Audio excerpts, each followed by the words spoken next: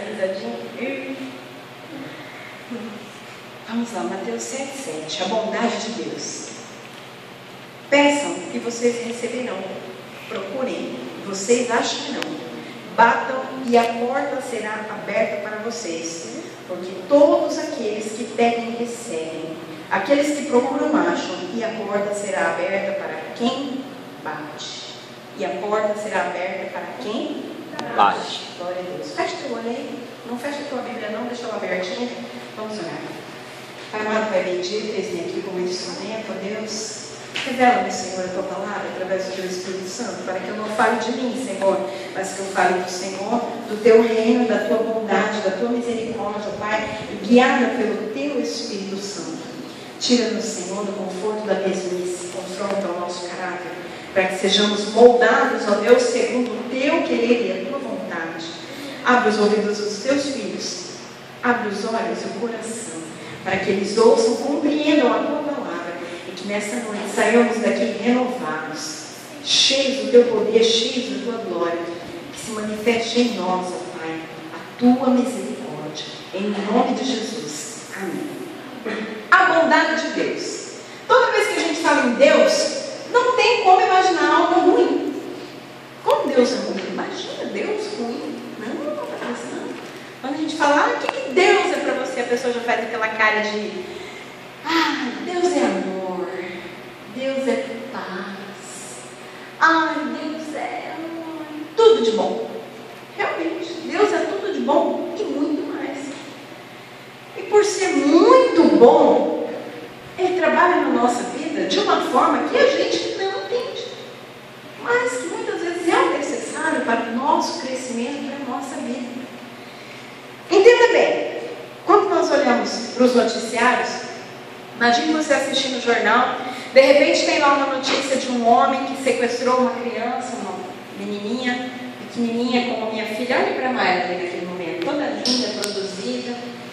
E aí um homem sequestra uma criança dessa idade, mantém a criança cativa por vários dias, violenta, abusa, e depois de algum tempo a polícia encontra a criança sem vida em algum matagal. E quando você se depara com essa notícia, ninguém passa a cara do criminoso, geralmente ele vai passar algemado, né, escondendo o rosto, porque aí vem a vergonha, né? E aí a gente olha para aquele homem, de repente ele olha para a câmera assim e dá um sorriso. Qual a nossa reação? Se tem um pouquinho de bom senso dentro de nós, a nossa primeira reação é pegar aquele cara e se eu pudesse. Tanto que quando tem esse tipo de crime, geralmente até a própria população se reúne lá na porta da cadeia para linchar o cidadão. As pessoas se revoltam, causa comoção. Então esse tipo de sentimento que acontece dentro de nós é fruto do que é bom dentro de nós. Então deixa eu tentar montar esse quebra-cabeça para você. Como Deus é muito bom, como Deus é extremamente bom e fonte do amor e da bondade, o mal e o pecado gera em Deus esse tipo de sentimento. E aí esses dias uma pessoa falou para mim, eu não acredito no inferno, porque Deus não ia mandar ninguém para o inferno. Não, Deus não manda ninguém para o inferno. Nós vamos com a nossa própria perninha e atitudes para o inferno. Mas como, não Patrícia? Eu não vou para o inferno, eu estou indo para a igreja. Não, mas peraí, as nossas atitudes podem nos levar ao inferno. Por quê? Porque se eu deixo de estar atento à voz de Deus, de obedecer à palavra de Deus, se eu estou fora daquilo que a palavra de Deus estabelece como conduta para a minha vida, eu estou condenando minha alma ao inferno. Então olha só, não é que Deus manda ninguém para o inferno. Deus é muito bom, mas por ser bom demais, Ele não vai tolerar o mal no reino que Ele preparou para aqueles que Ele ama. Está entendendo? Então nós mesmos criamos para nós a situação de castigo.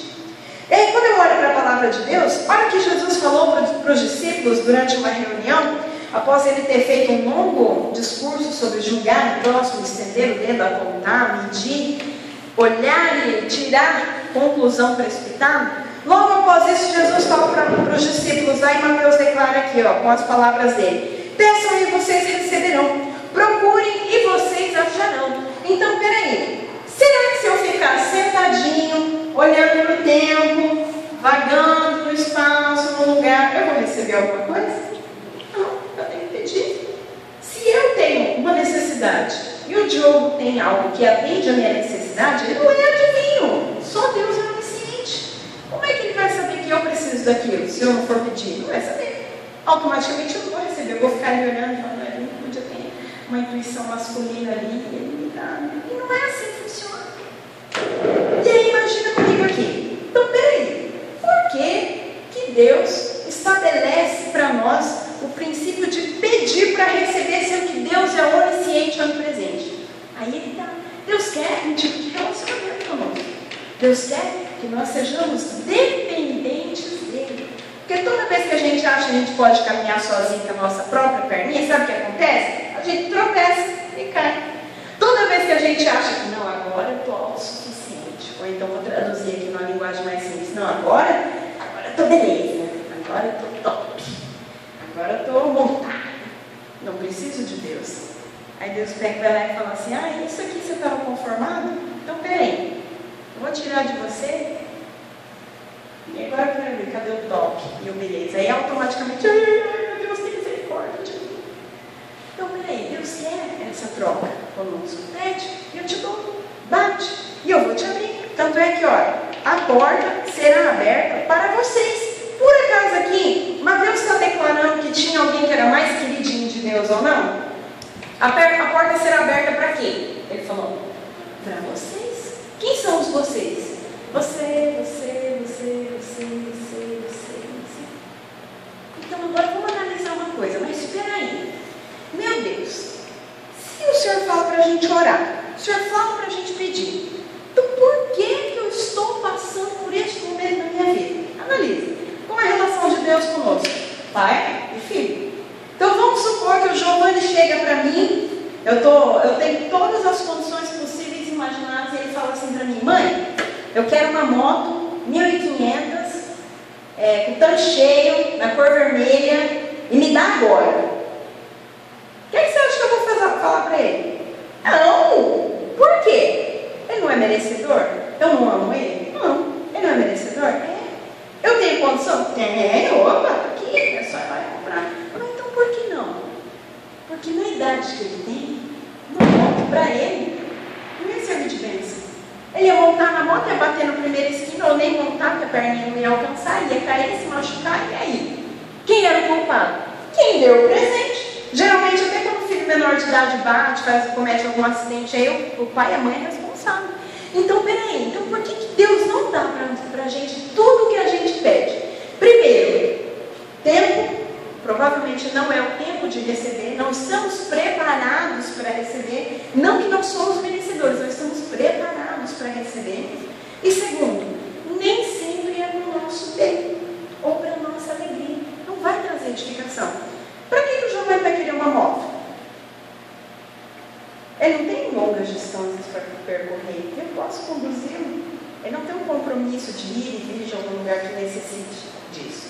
Então, muitas vezes nós fazemos com Deus exatamente assim. Nós não pedimos aquilo que é realmente necessário ou real. Que Deus fala assim, buscar primeiro o reino de Deus. Então, peraí, reino de Deus.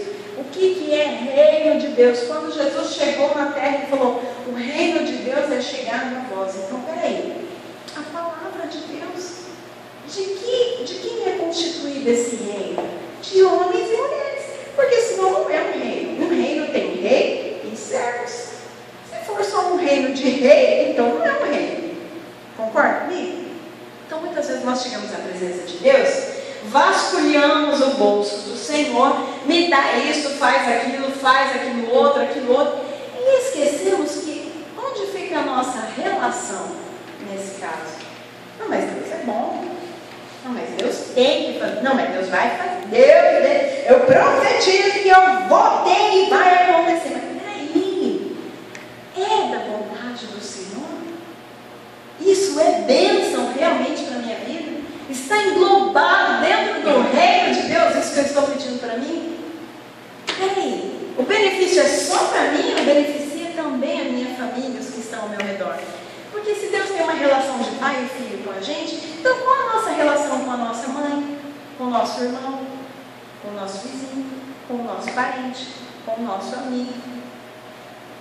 O que nós estamos pedindo? É só para nós? Quando Deus mandou Jesus na terra, por acaso ele escolheu uma classe de pessoas e falou assim, ó, morre por esses, porque esses aqui merecem. Não, por todos nós. Quando Jesus chamou os discípulos, ele falou o que para os discípulos? Vão a todos os lugares, levem a minha palavra, batizem as pessoas em nome do Pai, do Filho e do Espírito Santo. Nem na hora de batizar não era em nome de Deus ou em nome de Jesus, era Pai, Filho e Espírito Santo. Tudo é grupo, tudo está englobado. Então olha só, quando a Bíblia fala assim, ó, não recebeis porque pedis mal, para gastar nos vossos próprios deleites, ou seja, naquilo que me satisfaz. Então eu já tenho por aqui uma base do pedido que Deus não vai responder, aquele que só beneficia a mim, ou aquilo que Deus já sabe que eu vou me utilizar daquele benefício só para mim. Então muitas vezes quando o nosso coração é mesquinho, quando o nosso coração é, vamos falar no português, claro, é pão duro mesmo, a gente não recebe. Porque aquilo que poderia ser uma bênção para nós e para a nossa família, deixa de vir na nossa mão, porque é para nós mesmos, a gente acaba gastando aleatório aí, a minha vontade e tal. E esquece que primeiro é as coisas do reino de Deus. Lá no versículo 8, diz assim, ó, porque todos aqueles que pedem, recebem, aqueles que procuram, acham, e a porta será aberta para quem bate. Então olha só, primeira coisa que eu entendo aqui, Deus não vai abençoar de forma nenhuma pessoa que fique inerte, imóvel. Aquele que não ora, aquele que nem busca, aquele que não lê a Bíblia. Deus é um Deus de movimento. Eu vejo isso desde a fundação do mundo. Poxa, o próprio Deus criou todas as coisas através da palavra, que é Jesus. E a Bíblia mesmo fala no livro de João que nada do que foi feito se fez sem a palavra, que era o verbo. Então olha só, o Espírito se movia sobre a face das águas, então ele se movia, tinha movimento ali. Deus dava ordem, Deus já projetava, dava ordem, e através da palavra era tudo executado. E tanto é que ele trabalha, ele movimenta, e no sétimo dia ele descansou. Ou seja, até Deus precisava de um tempo para a cabeça dele. Peraí, criou tudo, lindo e com perfeição, abençoou tudo. Então olha só, quando a gente acha que vivendo uma vida tranquila, sem determinação, sem oração, sem dedicação, nós vamos chegar a algum lugar, eu vejo aqui que nós estamos totalmente enganados. Quando eu olho para Esther, eu vejo uma mulher que foi escolhida para uma posição. E quando chegou o momento decisivo dela proteger os judeus, ela tinha um plano de pedir para o rei, intercedendo pelo povo judeu, pedir que fosse retirada a ordem de Amã, para que fossem salvos os judeus. Mesmo ela sendo uma pessoa escolhida, ela não ficou lá quietinha, reinando, lá de perninha cruzada, toda cheirosa. Não! Ela foi fazer o quê? Jejum e oração. Em conjunto com o povo de Israel. Então, olha só, mais uma vez o trabalho em grupo aqui. Deus operando. Então, peraí. Se a porta será aberta para quem bate, então por que as portas ainda não estão sendo abertas na minha vida? Provavelmente que eu ainda não estou preparado para passar por essa porta. Muitas vezes algo que tem lá atrás daquela porta está sendo preparado para mim, mas ainda não é o tempo. E aí é onde entra a nossa paciência em aguardar. Porque como eu contei no caso do Giovanni, se ele me pede agora essa moto, não era bom para ele. Mas quando ele tiver 18 anos, se ele é um filho ajuizado, obediente, presta atenção, eu estou falando sério. E ele me pedir, e eu tiver condições, é claro que eu vou dar. Por que não? Eu amo meu filho, eu quero que ele seja feliz. Então olha só, no versículo 9. Por acaso algum de vocês que é pai será capaz de dar uma pedra ao seu filho quando ele pede pão? Então olha o que Deus está falando aqui para nós. Algo que é de necessidade, pão. Uma necessidade. Senhor, faz um milagre na minha vida. Senhor. Deus vai dar uma pedra? De forma nenhuma. E muitas vezes, esse pedra ou pão, nós podemos entender o seguinte. Tem momentos que eu acho que eu estou ganhando uma pedra de Deus. Que eu peço e acontece totalmente ao contrário. Mas e aí, quem sabe o melhor para nós é Deus. Se Ele me pede essa moto agora, Ele pode perguntar, mas você pode me dar, pode me dar, pode me dar. Eu lembro disso porque eu era adolescente, eu vivia pedindo uma mobilete para o meu pai. Vocês não sabem o que é, né? Com certeza. Não era o tempo de vocês. Mas eu vivia pedindo uma mobilete. Meu pai tinha condição de me dar, eu tinha 15 anos naquela época. Só que o meu pai olhava para mim e falava assim, já é maluquinha de bicicleta. vivia se ralando, caindo, levantando, quebrando esse trem todo. Imagine se eu der uma mobilete para ela. Mas ele não dizia isso para mim com essas palavras, para não me magoar. E não passar uma sensação de, meu pai não confia em mim. Mas ele sabia. Então eu olho para o meu filho, eu sei que ele não tem condição de ter essa moto agora.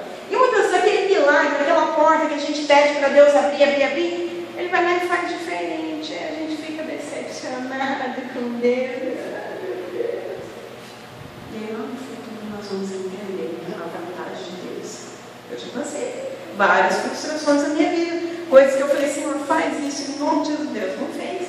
Será que é porque Ele não ouviu minha oração? Não, porque Ele ouve as nossas orações. Ele simplesmente sabe o tempo, a hora e o momento de colocar nas nossas mãos. Versículo 11. Vocês, mesmo sendo maus, olha o que Deus fala de nós. Maus. Sabem dar boas coisas aos seus filhos, quanto mais o Pai de vocês que está no céu dará coisas boas aos que lhe pedirem. Ou seja, Deus quer fazer por nós. É uma questão de honra para Deus. Desde quando eu sou uma pessoa rica, abastada, cheia de vida, tem tudo a meu favor e eu quero meu filho viver na miséria? Nunca. É uma vergonha para mim.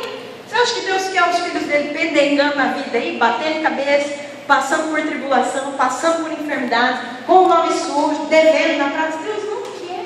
Deus tem gosto em nos abençoar. Jamais eu quero ver os meus filhos numa condição miserável. Não tenho prazer nisso. Você também não tem prazer nisso. Mas é muito dependente de nós, a nossa própria bênção. A nossa bênção está totalmente vinculada ao nosso caráter, à nossa forma de agir, ao tempo, naquilo que é para ser utilizado essa bênção. E aí lá no final, no versículo de 12, diz assim, o principal. Façam aos outros o que querem que eles façam a vocês, pois isso é o que quer dizer a lei de Moisés e os ensinamentos dos profetas. E aqui entra uma palavrinha que eu sempre uso para a minha vida e que eu procuro me moldar dentro dela, a palavra servir. Quando eu olho para Jesus, eu vejo um exemplo de servir e servidão. Quando Jesus veio aqui à Terra, ele era um cara importante, famoso. Você vê aí alguém que não é a pessoa que é importante, famosa, que anda sozinha na rua? Não tem nem condição. Jesus já estava vivendo essa época na vida dele. Quando ele queria ir para algum lugar, tinha que sair meio escondido. Porque era multidão na frente, multidão atrás.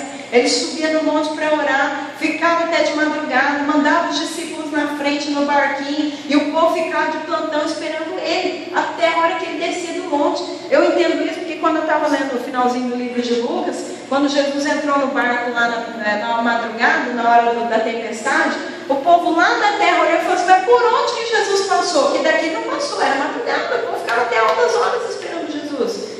Jesus era uma pessoa muito conhecida na região ali de Jerusalém, de Betânia, Cafarnaum. Então olha só, querem que façam a vocês, o que é que eu gostaria de receber atualmente? É uma coisa para se pensar, porque eu posso simplesmente deixar de esperar e plantar na vida de alguém. O que é que eu estou precisando nesse momento da minha história? O que é que mudaria toda a minha vida? Eu posso começar a usar isso e plantar na vida de alguém. Porque peraí, se eu quero que os outros me façam, façam aos outros o que querem que eles façam a vocês. Se eu quero receber, então eu tenho que fazer. Se eu não estou recebendo, automaticamente eu posso parar para pensar e entender que eu não estou fazendo. Quando Jesus lavou os pés dos discípulos, Pedro foi o primeiro que disse, não, Pedro, não. Porque quem fazia esse tipo de serviço dentro da casa dos judeus era o escravo mais simples. Até dentro dos serviçais de uma casa de um judeu rico, tinha lá uma hierarquia. Tinha aquele que servia na mesa, tinha aquele que trabalhava nos serviços braçais, e tinha aquele que era a ralé da ralé, que era o que jogava o lixo para fora, que cuidava das ovelhas, como Davi, e que lavava o pé das pessoas, porque não tinha assentos e cadeiras, então eram os tapetinhos. O riquinho chegava para comer, tinha o carinha lá, o simplesinho, que ia lá, lavava o pé dos ricos, para eles se assentarem ou deitarem de lado, que era assim que o pessoal comia, deitadinho de lado. E a pessoa que fazia isso era considerado o mais pobre, o mais infelizinho de todos lá dos serviçais. E quando Jesus lava os pés dos discípulos, Pedro, na hora que viu aquilo, falou: meu pé, não, o senhor não vai lavar não. E aí Jesus, entendendo aquele sentimento que aparentemente poderia ser humildade, Jesus olha para Pedro e fala assim: peraí, não. Pedro olha para Jesus com um olhar: não, meu pé, o senhor não vai lavar não, eu vou carregar a sua pasta, pastor Jesus. E Jesus olha para ele e fala: não, peraí, a minha função não é estar acima, é estar abaixo. E se você não tem estrutura para me deixar fazer aquilo que é a minha função, que é servir, você também não vai ter estrutura para suportar aquilo que é decorrente da sua função. Porque Jesus sabia que lá na frente Pedro ia estar com Jesus, pregando, fazendo milagres, e ele ia ser uma pessoa muito conhecida. Então Jesus já deu ali a primeira lição de humildade e servidão. Então olha só, vamos analisar de trás para frente, do final para o começo essa palavra. O que Jesus estava tentando dizer para nós aqui? Aquilo que você quer de alguém, faça primeiro. Depois que você fizer a sua parte, pede e você vai receber. Bate e você vai encontrar, mas não pare. Trabalhe em função de alguém, trabalhe em função da sua igreja, trabalhe em função da sua família, trabalhe em função de outras pessoas. Quando eu olho Jesus lavando os pés dos discípulos, eu encaro a minha vida com mais dignidade. Eu olho e falo: poxa vida, se Jesus fazia isso, então o que me custa voltar para dar uma carona para aquela pessoa que está andando ali no sol, aquele monte de sacola? O que me custa aquele irmãozinho que está saindo no final do culto, eu estou vendo que ele está a pé, ele mora lá no outro lado da cidade, eu falo: deixa que não é você. O que me custa no dia que o pastor fala da assistência social, eu vejo que está sobrando detergente na minha casa, tem sabonete, trazer alguma coisa para a assistência social da igreja. Ah, mas é que eu esqueço, já põe no carro, já põe na moto, põe do lado da Bíblia, faz um lembretinho, põe lá no seu próprio celular para despertar, que é a sua semente.